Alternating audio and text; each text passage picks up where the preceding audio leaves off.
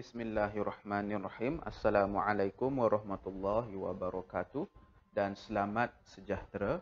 Baik, masih lagi dalam tema 8, damainya bumiku.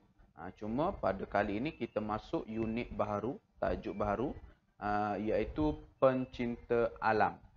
Seperti biasa, kita akan mengasah kemahiran mendengar dan bertutur serta kemahiran membaca kamu. Pada akhir sesi pembelajaran kita ini, apa yang perlu kamu buat ataupun apa yang perlu kamu lakukan? Pertama, kamu akan dapat menyatakan ciri-ciri rumah tradisional Mesra Alam. Kamu kena tahu dan kamu boleh sebut balik apa dia ciri-ciri rumah tradisional Mesra Alam. Dan yang kedua, kamu perlu menjawab 5 soalan pemahaman berkaitan teks bijak nenekku.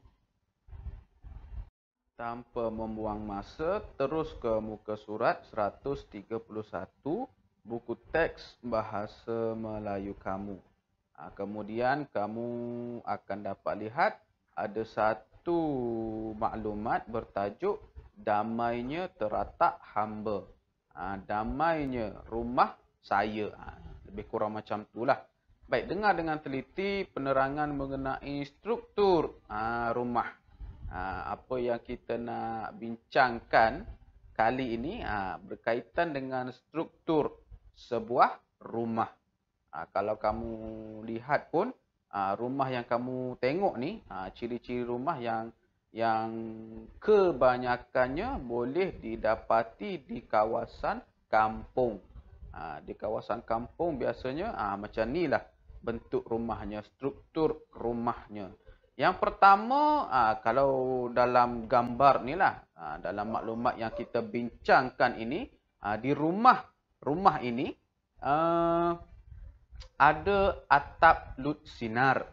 Yang pertama, ada atap lut sinar. Apa maksud atap lut sinar? Maksudnya cahaya boleh menembusi atap rumah ni. Apa tujuan atap lut sinar ni? Yang pertama, supaya cahaya dapat masuk. Supaya cahaya dapat menembusi atap itu. Jadi teranglah rumah, tidaklah gelap. Itu apa ni? Bukan sebab dipanggil apa? Dia punya fungsi. Dia punya fungsi. Kenapa atap lut sinar? Supaya cahaya dapat masuk. Dan yang kedua, kamu tengok rumah ini ada kekisi. Kekisi. Apa itu kekisi? Kamu boleh tengok pada gambar ni.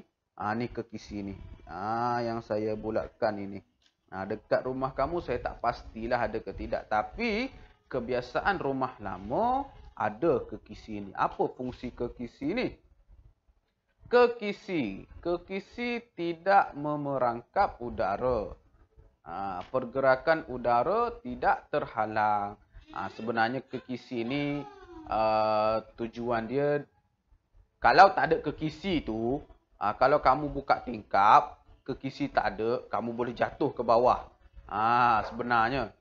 Jadi penghalang diletakkan supaya orang buka tingkap tu, masa buka tingkap tu, tak terjatuh lah. Maksudnya ada benda yang menghalang.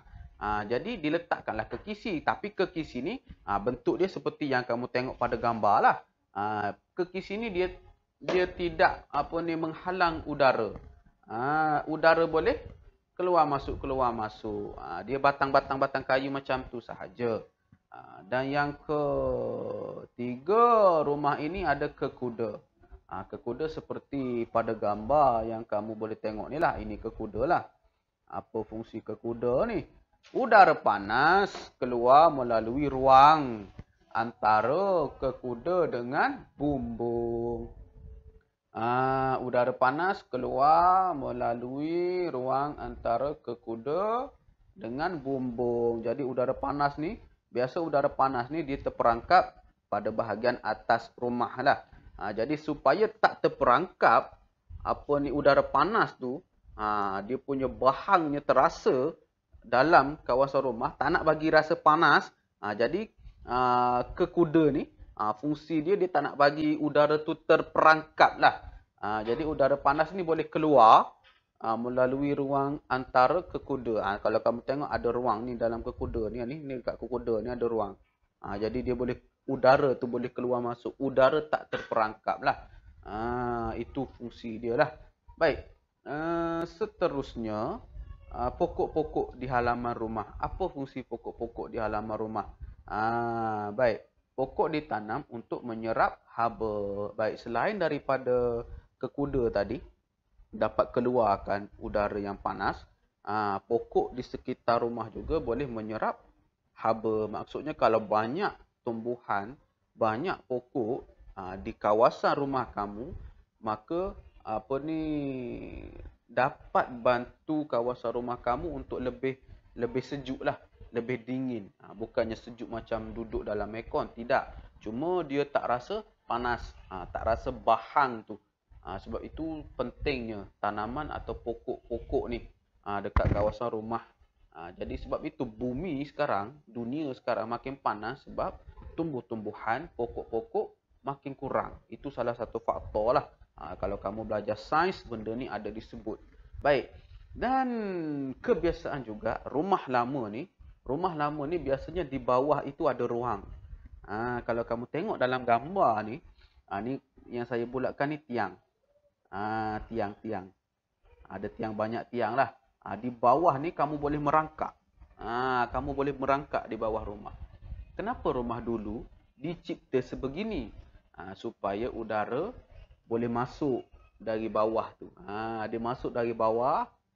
Bila dia masuk dari bawah, yang panas tu tadi ditolak ke atas, ke kawasan kekuda, dan udara panas tu keluar melalui ruang antara kekuda dengan bumbung. Itulah hebatnya. Hebatnya orang dulu dalam mencipta sesuatu.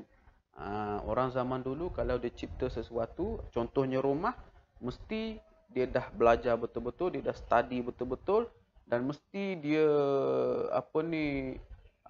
dipanggil ada kelebihan dia, ada kepentingan dia, kenapa dia cipta sedemikian, kenapa dia buat sedemikian. Biasanya kalau rumah zaman dahulu, dapur, bahagian dapur masak tu, pada waktu petang, selepas zuhur ataupun selepas tengah hari, matahari akan pancar ke arah dapur. Kenapa? Untuk keringkan bahagian dapur. Pada waktu pagi biasanya ibu-ibu ni dia akan masak, dia akan buat kerja dia lah di dapur pagi. Jadi tak boleh panas, nanti ibu-ibu tak selesa.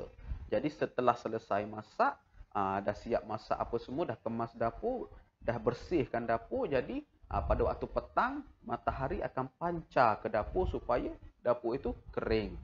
Itu salah satu hebatnya orang dulu mencipta rumah. Banyak kedudukan bilik, kedudukan tingkap, kedudukan pintu, semuanya ada peranan masing-masing, ada kelebihan masing-masing. Hebatnya orang zaman dahulu mencipta. Itu baru rumah, belum lagi benda lain. Jadi saya harap dengan penerangan ini, dengan penjelasan ini, kamu boleh ingat dan kamu boleh tahulah apa fungsi-fungsi pada bahagian rumah tradisional. Seterusnya seperti biasalah, ini muka surat 132. Seperti biasa, baca teks bijak nenekku ini, baca dan fahamkan apa yang berlaku antara Izuni dengan nenek dia, apa yang mereka bincangkan. Jadi di sebelah kanan itu telah saya sediakan 5 soalan pemahaman. Jadi untuk kamu menjawab soalan pemahaman ini, kamu perlu membaca dan memahami teks bijak nenekku ini. Jadi soalan yang pertama, apakah maksud dangau? Apakah maksud dangau? Dalam teks ini tidak dinyatakan dangau itu apa. Jadi kamu perlu cari sendirilah. Boleh buka Kamus Dewan ataupun boleh Google. Soalan kedua, apakah yang sedang dilakukan Nenek Izuni sewaktu Izuni memandang neneknya. Masa Izuni tengok nenek dia buat apa? Yang ketiga, nyatakan 2 kelebihan daun pisang. Dinyatakan dalam teks ini. Yang keempat, mengapakah nenek Izuni tidak gemar, tak suka menggunakan beg plastik dan polisterina. Polisterina ni polisterin itulah gabus yang warna putih tu. Yang biasa digunakan untuk simpan ais ataupun simpan lauk-lauk basah. Itu gabus warna putih tu polisterina. Kenapa nenek dia tak suka guna plastik, tak suka guna polisterin? Ada dinyatakan dalam teks. Dan yang terakhir, senaraikan 3 kuih tradisional yang menggunakan daun pisang. Yang ini saya tahu kamu pernah makan banyak kuih. Banyak kuih yang menggunakan daun pisang sebagai pembalut dia ataupun sebagai pengalas dia. Tapi saya yakin kamu tak tahu nama kuih itu apa. Jadi kamu kena carilah, kena tanyalah orang. Kuih apa yang menggunakan daun pisang.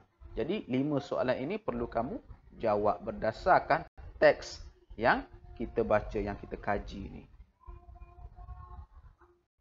Itu saja untuk sesi pembelajaran kita kali ini. Jadi saya harap apa penjelasan, sebarang penjelasan, semua penerangan yang diberikan, disampaikan, kamu dapat faham dengan baiklah. Jadi kita berjumpa pada sesi pembelajaran akan datang. Sekian, terima kasih. Assalamualaikum dan selamat sejahtera.